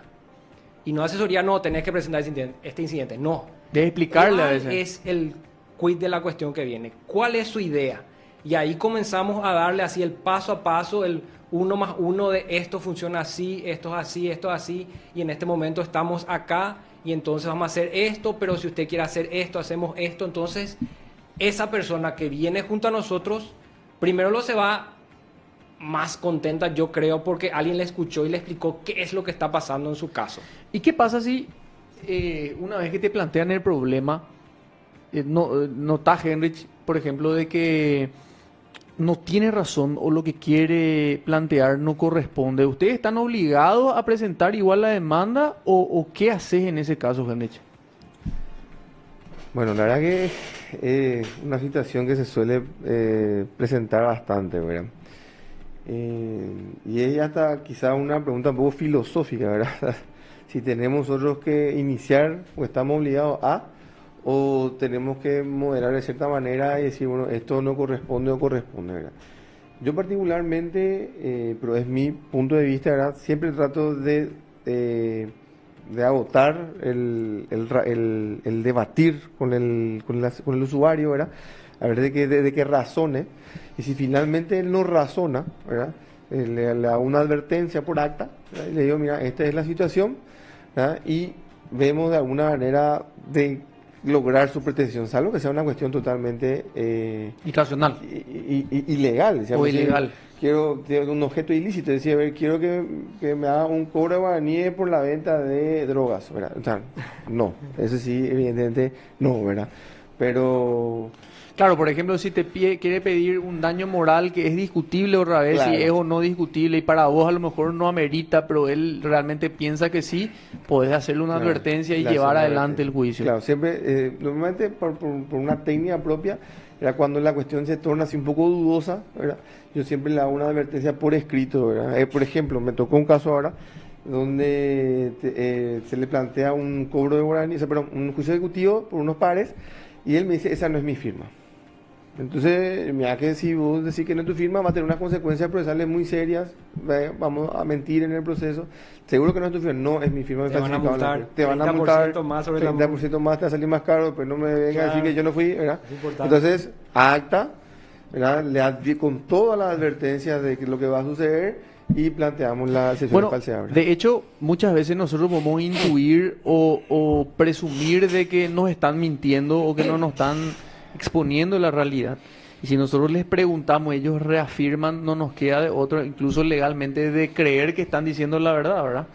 Entonces, en ese caso, queda bien que se haga una advertencia y bueno, Claro. en el juicio finalmente, según las pruebas y demás, el juez va a decidir objetivamente si es la verdad, porque sabemos que no necesariamente la sentencia significa que lo que dice ahí es la realidad, pero sí es una verdad objetiva dentro del proceso. Claro, sí, es algo que va a ser, en este caso va a ser comprobable, ¿verdad? ¿Y ustedes están obligados a apelar en todos los casos las resoluciones? No, por suerte no. Por suerte está a criterio del defensor. Nuestra ley sostiene luego eso, que está a criterio del defensor si vale la pena o no seguir el trámite en la apelación. Por suerte eso podemos ser lo suficientemente razonables para no seguir recargando al sistema con algo que sabemos que finalmente era dudoso y podemos pisar la pelota y decir, bueno, hasta acá llegamos, esto es suficiente y está adecuadamente, toda vez que está adecuadamente fundada la resolución. Obviamente, si dicen porque sí, vamos a apelar. Pero si nosotros ya sabíamos que nuestra cuestión es dudosa, Y fue bien argumentada. y fue bien argumentada y fue correctamente probado que lo que nosotros sosteníamos era incorrecto, tenemos todo la libertad de decir, bueno, hasta acá llegamos. ¿Y cómo hacen ahí? ¿Le hacen también una advertencia? ¿Le hacen firmar al usuario? Yo particularmente le hago una advertencia siempre. Sí. Cuando me renuncia al recurso, me dice, no quiero más saber nada, vení acá, deciden por escrito eso, poner tu firma, decime que no quería apelar, entonces yo no apelo, ¿verdad? ¿Y los defensores públicos pueden plantear acciones de inconstitucionalidad? Sí, podemos plantear. ¿Sí pueden? Sí, sí, sí, claro. plantear, sin ¿verdad? problema. Siempre dentro del margen de la escasez de recursos, ¿verdad? Claro. Ese sería nuestro limitador. También entonces para las acciones de inconstitucionalidad se necesitan... El beneficio de litigar sin gastos, sin duda alguna, ahora está pidiendo la sala civil eso. Ya conseguimos que efectivamente, porque antes había un debate donde había que hacer el beneficio, si había que hacer en primera instancia o en la sala civil. Hoy en día ya aceptó la sala civil que se puede hacer con ellos. Así que, bueno, miento, sala constitucional, quiero decir. Entonces, sin problema podemos plantear si corresponde, por supuesto, a derecho, porque eso siempre es lo que hay que saber. Aventuras judiciales, no. Intentamos hacer lo más razonable posible para no recargar el sistema en cosas que sabemos que están mal. De hecho, creo que erróneamente en muchos lugares, exigen primero presentar por separado el beneficio litigar sin gasto antes de presentar un juicio principal. Y eso está mal porque el beneficio siempre es un juicio accesorio a un principal. O sea, no puede existir el beneficio sin principal. Entonces, ¿cómo van a pedirte que primero termines? ¿Qué piensan ustedes de eso, verdad? Creo que, en realidad, yo creo que no hay discusión sobre eso, creo yo. Sí creo que es algo en lo que debemos trabajar y debemos seguir insistiendo en los juzgados con los recursos correspondientes para que permitan que se metan ambos juicios juntos, ¿verdad? Claro. Tanto el principal como... De hecho, la accesoriedad en ese caso es categórica, o sea, digamos, por la atracción, por la conexidad al menos, tendría que ser. Solo que en la normativa procesal y en nuestra ley eso está un poquito confuso quizás su redacción, ¿verdad? Porque te dice agregar al escrito la copia de la presentación del escrito de beneficio al litigar sin gasto. Dice, tipo, te da a entender que tendrías que presentarlo ya primero, por lo menos, ¿verdad? Y luego el otro, o sea, de forma casi simultánea. Que es un error. ¿Verdad? Que es un error, ¿verdad? Yo creo que eso se vio zanjado de repente con la sanción de la nueva ley que habla del artículo 70, la que es la declaración jurada de insolvencia, ¿verdad? Donde podemos, en caso así de urgencia, donde no podemos, por los plazos son perentorios, ya que se nos está por prescribir una acción, ¿verdad? Presentando directamente sin el beneficio con una declaración jurada amparado en ese artículo, ¿verdad? A algunos jueces les gusta, a otros no les gusta, ¿verdad? Pero finalmente nos terminan otorgando con la condición, lógicamente, de presentar posteriormente el beneficio de litigar sin gasto, que, recordemos, es un poquito más complejo porque tiene, qué sé yo, 2 testigos que deben presentarse, firmar, etcétera, etcétera, la información sumaria, ¿verdad? Correcto. Y cuando hablamos de juicios ejecutivos, por ejemplo, si viene un usuario, tiene un pagaré de, no sé, de 70, 80, 100 millones de guaraníes, ¿puede ser usuario de la defensa pública si lo que va a pedir es una suma de dinero y es un instrumento de esa naturaleza? Ahí ya comenzamos en la parte subjetiva de decir, bueno, si usted tiene un pagaré de 100 millones de guaraníes, ya es más sencillo hacer un pacto cuota litis con un abogado y decir, bueno, acá yo te doy en vez de 10%, 20%, es más sencillo. Ahora, el problema es cuando es un pagaré de 10 millones de guaraníes. Ahí pues ya es más complejo. 100 millones de guaraníes es fácil decir, señor... Bueno, pero ¿cómo uno sabe que ese pagaré de 100 millones efectivamente va a poder ser cobrado? Claro, no, por eso. Es muy complejo, muy complejo. Ahí tenemos que ver un montón de otras cuestiones subjetivas de la persona. Por eso justamente ahora tenemos un buen formulario que le vamos haciendo un montón de preguntas para ver efectivamente cuál es la liquidez de esta persona y su estado económico. Y otra cuestión que me llegaron a decir es si efectivamente manifiestan que prestó dinero y tenía 70 millones de guaraníes para prestar, ¿por cómo va a acudir a la defensoría, verdad? Pero bueno, no hay casos en los que los pagarés realmente, como no se puede estudiar el origen del pagaré, puede venir de cualquier tipo de situaciones. A veces justamente viene de situaciones de deuda que no tienen que ver por que vos hayas prestado un dinero, sino compensación por ciertas cuestiones, etcétera, que no implica que tenga efectivamente la solvencia para pagar a un abogado. No, por eso yo creo que hay más que nada uno ya tiene que mirar al sujeto El caso en particular, el ¿verdad? sujeto que está solicitando el servicio, porque no así objetivamente es difícil dar una respuesta, creo, porque tenemos la obligación de dar el servicio, pero también tenemos la obligación de filtrar a aquellas personas que están intentando servirse del servicio de forma abusiva. Entonces es difícil decir sí o no. Hay que ver quién es la persona que está frente a uno y hacerle todas las preguntas pertinentes y también analizarle de forma visual y cuáles son sus... Si esta persona viene en un Mercedes C220 del año, ya sabemos que algo está mal.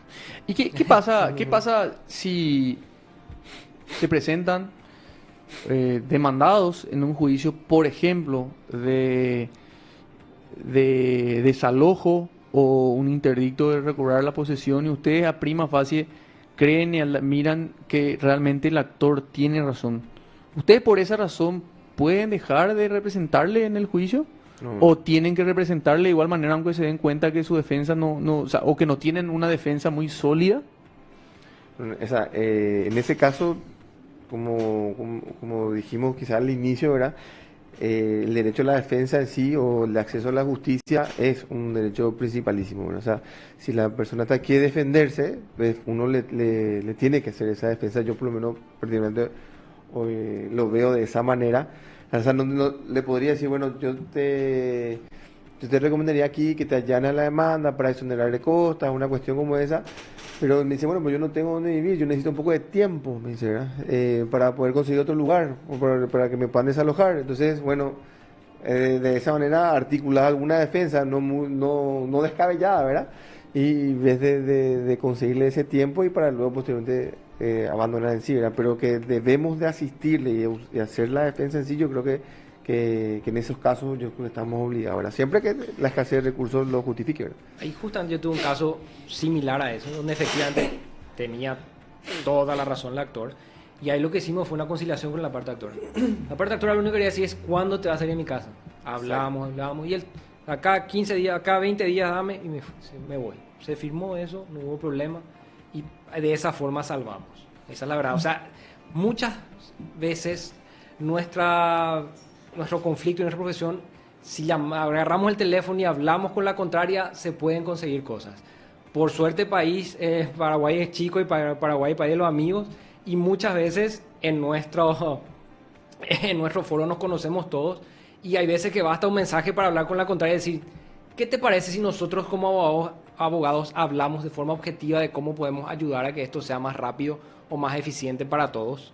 Y hay veces se da y hay veces que no, pero ese mensaje ahí a uno de los amigos o a alguien que le conoce a para hablar y ver la solución menos jurídica y más social capaz y más conciliatoria, tiene también su respuesta, que le podemos aconsejar a eso a nuestro usuario. Yo muchas veces le digo, acá en el juicio ejecutivo no hay más nada que hacer, pero por suerte esta persona, yo le tiro un mensaje a la persona al abogado que le está demandando y me dice, sí, vamos a plantear, ¿qué me planteas? Y ahí hablo con el usuario y le digo, bueno, esta persona está dispuesta a que usted esa deuda le pague de forma fraccionada de esta forma. ¿Usted acepta eso? Sí, perfecto. Porque ¿cuál es la otra opción? Y bueno, básicamente le va a sacar su casa y su auto, todo su sueldo. Entonces, de esta forma usted por lo menos está seguro de que mensualmente le da a esta persona este monto por este periodo de tiempo. Entonces, también existe, justamente como estamos hablando al comienzo, lo que es la mediación y conciliación. Se pueden llegar a soluciones pacíficas y más, objetivas en la solución, en el sentido de que sabemos lo que va a pasar. Entonces, a veces también ese tirar el anzuelo a la contraria a ver si nos dice sí o no es interesante. Me hiciste recordar de un caso en el que justamente también me había tocado así, una señora que necesitaba tiempo y era un conflicto infernal entre ellos, no se podían, se veían y se maltrataban porque por supuesto estaba ansioso el dueño de la casa por tener la casa, y otra vez la señora que tenía muchos problemas no podía darle a entender al otro señor sus problemas, y mediando no solamente conseguí en ese momento que le dé 1 mes y medio de tiempo para salir, sino que se ofreció el mismo señor, una vez que se le explicó realmente por lo que estaba pasando también la señora demandada, a que él haya pagado un flete para la mudanza, por ejemplo, ¿verdad? Entonces muchas veces realmente las soluciones se consiguen hablando, conversando, y sobre todo porque los que tienen el conflicto entre ellos es muchas veces muy difícil que puedan dialogar con tranquilidad. Siempre que estamos intermediarios, que no tenemos realmente, no están en juego nuestros propios intereses, es más fácil de llegar a acuerdos comunes. Entonces, bueno, realmente está muy interesante, da para continuar toda la tarde, pero bueno, nos despedimos nosotros el día de hoy. Muchísimas gracias, Pablo, muchísimas gracias, Henrich. Realmente vamos a estar llamándole más adelante de vuelta para hablar de otros temas específicos. Y bueno, terminamos el programa el día de hoy, siendo las 17 horas con 37 minutos. con 27 grados centígrados. Muchas gracias a todos y un saludo para todos los oyentes. Gracias y saludos a los oyentes. Muchas gracias y saludos, gracias por la invitación.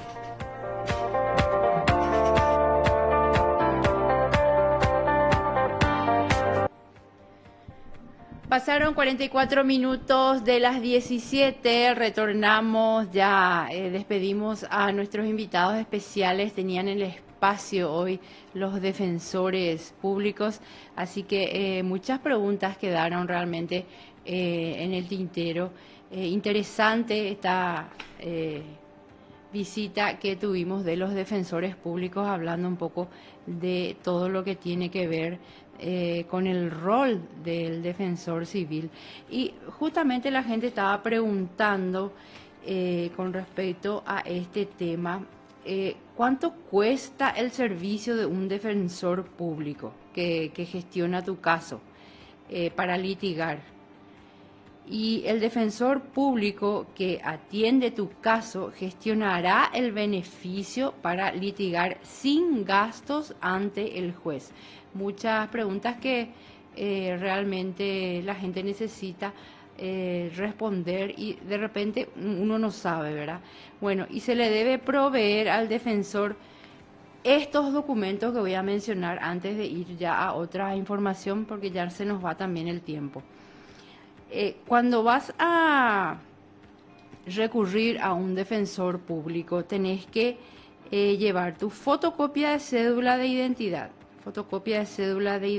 de 2 testigos, vecinos, amigos o conocidos que puedan informar sobre tu situación económica. ¿Cuáles son las áreas de la defensoría? Defensoría pública en lo civil, Defensoría Pública en lo laboral, Defensoría Pública de la niñez y de la adolescencia, Defensoría Pública del adolescente infractor, Defensoría Pública en lo penal. ¿Y en qué horario atienden estos defensores públicos? Todos los defensores públicos atienden de 7 a 13 de lunes a viernes. En muchos casos se extiende porque también surgen los casos fuera del horario de oficina, lógicamente. Bueno, quisimos hablar con la jueza de la niñez de Pedro Juan Caballero, la doctora Liz Goncalves, pero no nos está atendiendo, ¿verdad, Matthew? Bueno,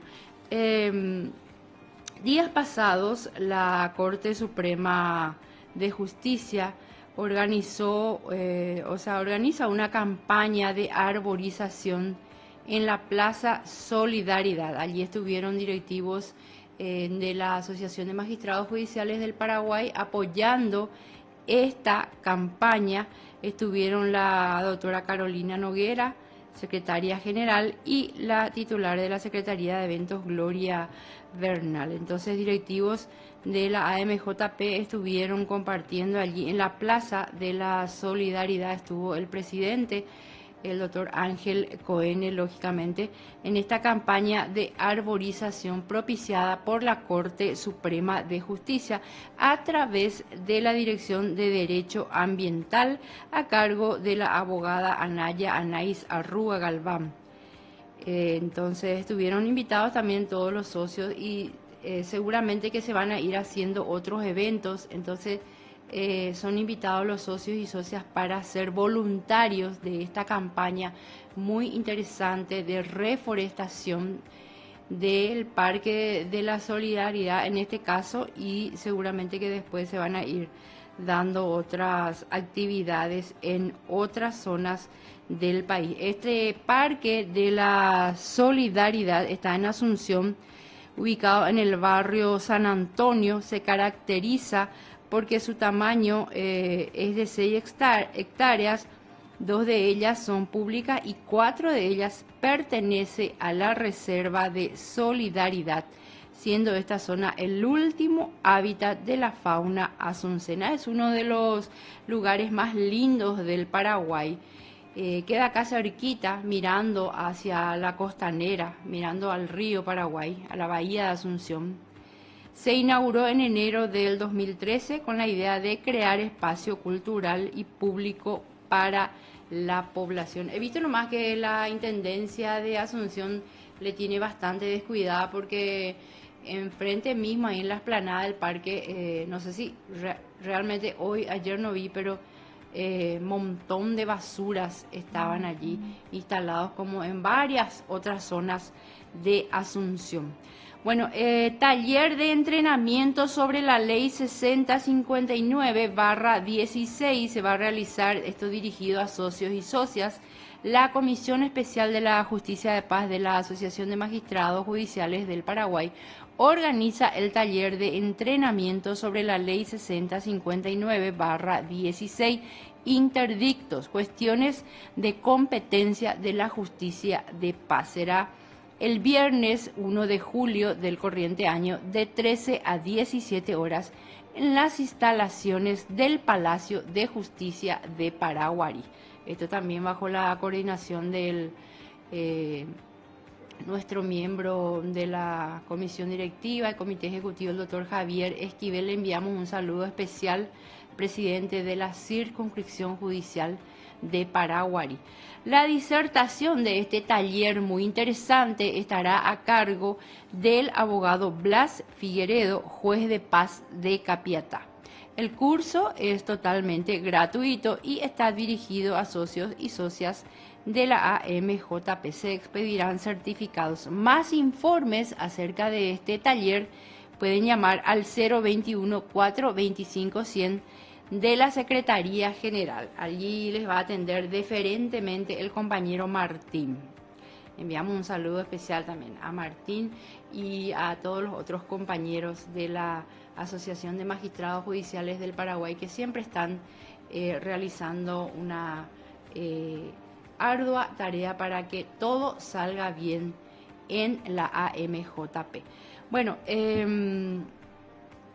se nos está yendo el tiempo, tengo el cumpleaños, pero antes, Matthew, quiero leer un poquitito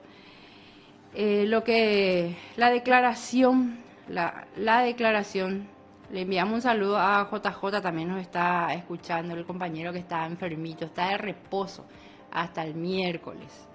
Bueno, y cuídense, gente, porque la gripe está muy fuerte, muchos virus, diferentes tipos de virus que están en el ambiente y tenemos que cuidarnos nuevamente con el uso de tapabocas. Ustedes ya saben lo importante que es el uso de tapabocas.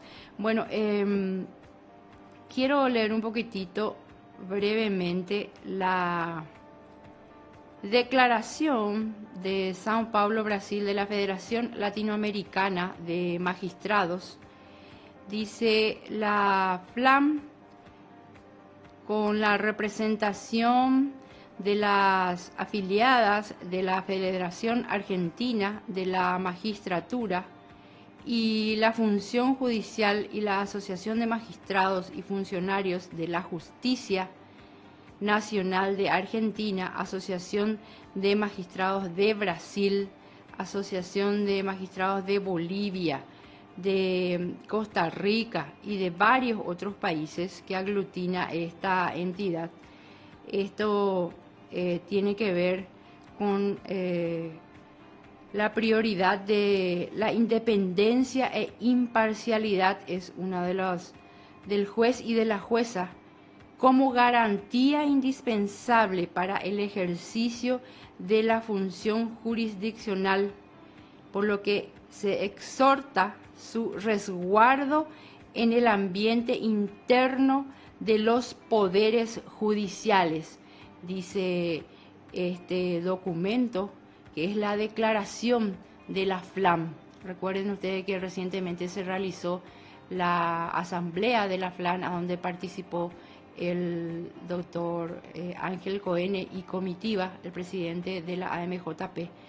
Y entonces esta es una declaración bien extensa que seguramente que ustedes lo van a encontrar después en la página web de la AMJP y en las demás redes sociales. Muy interesante realmente, habla sobre las situaciones, repasa las situaciones existentes en nuestras naciones y se advierten como las más comunes. Débiles, solamente voy a leer uno, porque se nos va el tiempo. Débiles e insuficientes condiciones de seguridad social que se materializa en regímenes de jubilaciones y pensiones que no garantizan estabilidad en la judicatura y que además precarizan la etapa jubilatoria de los jueces y juezas, fiscales y fiscalas de la región, dice este importante documento que tiene 7 páginas, así que esto vamos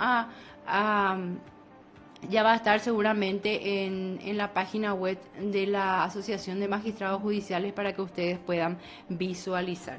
Bueno, se está realizando también un interesante evento de la Fiscalía. Esto se está realizando hoy.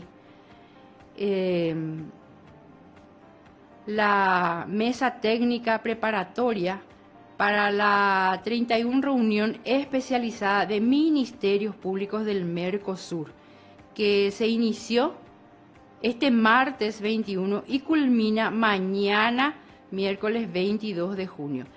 El jueves se llevará a cabo el encuentro entre fiscales generales del Mercosur. Esta reunión preparatoria se trata de un foro internacional llevado a cabo de manera previa a la reunión especializada acorde a los temas que serán desarrollados en la misma. Bueno, y también en este mismo encuentro iniciaron reuniones técnicas de ministerios públicos del Mercosur, donde debatirán sobre seguridad y protección de fiscales, un tema muy interesante también. La fiscal general del Estado, Sandra Quiñones, enfatizó que uno de los temas principales a ser abordados en los encuentros técnicos será establecer un protocolo sobre seguridad y protección de fiscales y servidores de los ministerios públicos del Mercosur frente a las amenazas de la criminalidad compleja y organizada transnacional. Así anunció este martes durante esta apertura de la reunión técnica preparatoria de agentes fiscales de la región, en el marco entonces de esta reunión especializada de ministerios públicos del Mercosur realizada en Paraguay. Bueno, ya no tenemos tiempo, queríamos hablar con el doctor Manuel Doldán acerca de este importante encuentro, pero ya se nos va el tiempo, así que vamos a felicitarle a los que están de cumpleaños hoy, Matthew. Si te parece, le ponemos el cumpleaños feliz. A María Luisa Añasco de Álvarez, muchas felicidades por su cumpleaños. Ella es jueza penal de Ciudad del Este, Alto Paraná. Muchas felicidades también a Claudia Graciela Moris Insfram, agente fiscal de Asunción. Así que muchas felicidades en este día, que lo disfruten y que cumplan muchos años más. Bueno, nosotros nos vamos a reencontrar el próximo martes aquí en PDS Digital y ustedes ya saben, les reiteramos nuevamente también esta campaña de utilizar nuevamente nuestros tapabocas, el lavado de manos y el distanciamiento social. Vamos a volver porque se viene ya la 4ª ola de COVID, así que gente, vamos a cuidarnos para poder pasar realmente, estar sanos, que es lo que más importa. Porque si uno no está sano, realmente no puede hacer nada. Te quedas de reposo y no puedes ir a trabajar, no puedes compartir con nadie. Así que vamos a tratar en lo posible de cuidarnos y evitar que el COVID ingrese a nuestras casas. Bueno, ya pasaron 59 minutos de las 17. Nos reencontramos el próximo martes aquí en el radar de la AMJP. Muchas gracias, Matthew. Muchas gracias a todos nuestros teleoyentes. Hasta luego.